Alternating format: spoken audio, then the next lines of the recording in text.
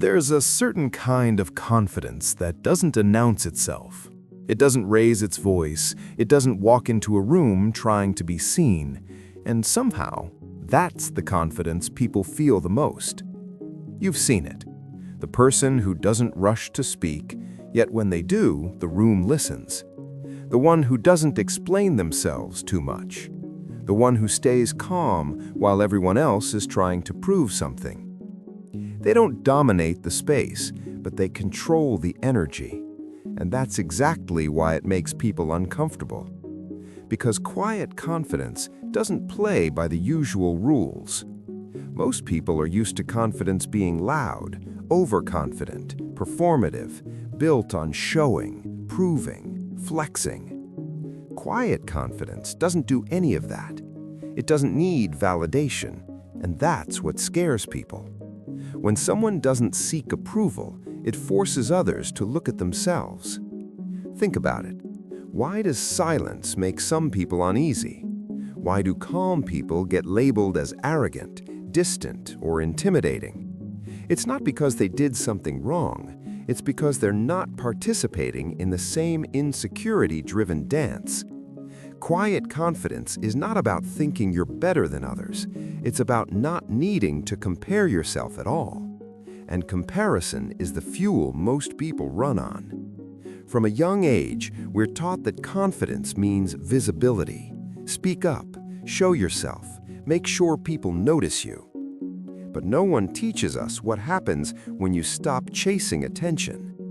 No one warns you that once you become internally secure, you stop needing to explain your worth.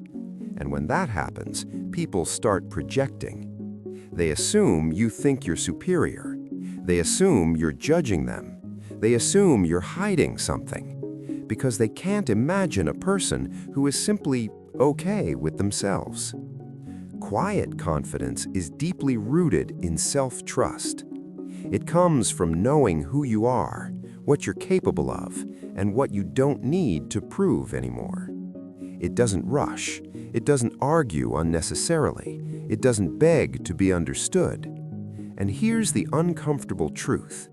Most people don't dislike confident people. They dislike confident people who don't need them. Someone who needs validation can be controlled. Someone who needs approval can be influenced. Someone who needs reassurance can be kept in line. But someone who is quietly confident, they're unpredictable. Not in behavior, but in loyalty to themselves. They don't overcommit. They don't overpromise. They don't over-explain. They choose their words carefully. They choose their battles intentionally. They choose their presence deliberately. And that level of self-possession unsettles people who are still searching for theirs. This is why quiet confidence often gets misunderstood as arrogance. Arrogance needs an audience. Quiet confidence does not. Arrogance is loud because it's empty. Quiet confidence is silent because it's full. It's full of self-awareness, full of boundaries, full of experience. Most importantly, it's full of restraint. And restraint is rare. In a world where everyone is reacting, the person who responds slowly appears dangerous. In a culture obsessed with instant opinions, the one who pauses looks suspicious. In environments where people bond over complaining, the one who stays calm looks disconnected. But calmness is not weakness, it's regulation. Quietly confident people are usually emotionally regulated. They don't let every comment shake them. They don't let every disagreement turn into a war. They don't need to win every conversation. They're not cold, they're selective. They understand something most people learn too late. Not everything deserves your energy. And energy is the most honest signal of confidence. Where you place it, where you withhold it, where you refuse to spend it.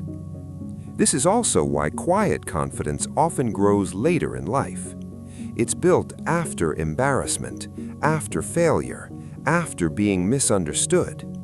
It comes from realizing that chasing approval is exhausting and usually pointless.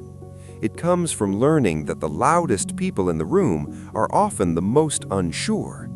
And the quiet ones? They've already had the conversations others are still avoiding. They've argued with themselves. They've faced their fears privately. They've corrected their behavior without needing an audience. That internal work changes how you carry yourself. Your posture relaxes. Your tone steadies. Your reactions soften. You don't walk faster to seem important. You don't interrupt to feel included. You don't exaggerate to feel interesting. You let silence do the work. And silence has weight. This is especially visible in professional environments. The employee who doesn't brag about working late but consistently delivers. The junior who doesn't try to impress seniors with noise but asks precise questions. The person who doesn't fake confidence in meetings yet speaks clearly when it matters.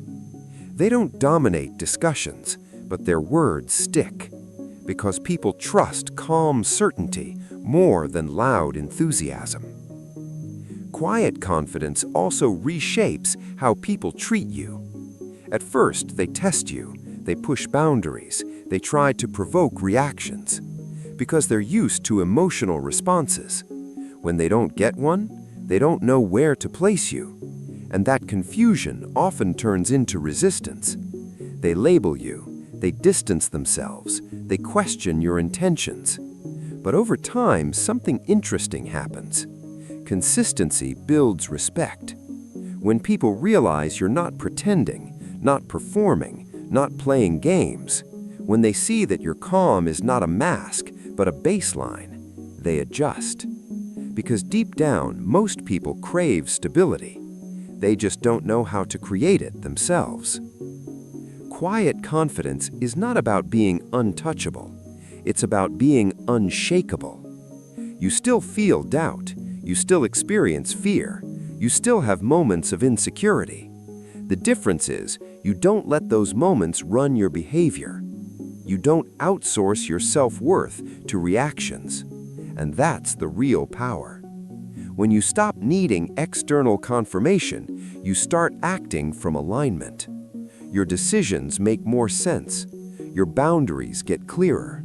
Your presence becomes grounded. You don't chase opportunities blindly. You don't accept disrespect for access.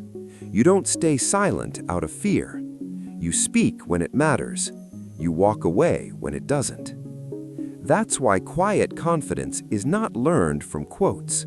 It's built through experience, through choosing dignity over attention, through choosing self-respect over approval, through choosing long-term identity over short-term validation. And yes, it will cost you. You might be misunderstood, you might be excluded, you might not be everyone's favorite, but you'll gain something far more valuable: self-trust. And self-trust changes everything. It changes how you enter rooms, how you handle pressure, how you respond to disrespect. You stay calm when others panic. You stay focused when others chase. You stay grounded when others perform. Quiet confidence doesn't scare people because it's aggressive. It scares people because it's independent. It shows them a version of strength that doesn't need permission. And not everyone is ready to face that. If you're becoming quieter lately, more selective, more intentional, if you feel less interested in proving and more interested in building, you're not losing confidence, you're refining it. Let others be loud. Let others compete. Let others explain. You don't need to. Because the strongest confidence is the one that doesn't need to be seen, to be felt. Subscribe to Rise Together. We grow quietly, but we grow strong.